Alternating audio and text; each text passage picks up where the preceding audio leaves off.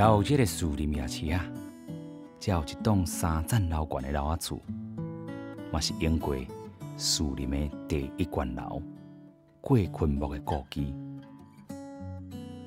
伊对这个教育也甲地方的这个代志吼，真热心啦。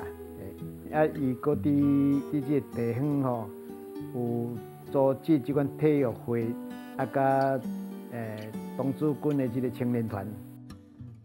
伊管吼水林国民党选迄个铜像吼，这个铜像是哪抾茶哦，啊哪读册，所以完全是要鼓励伊的后辈，厝的善无啥要紧，但是爱好好读册啦。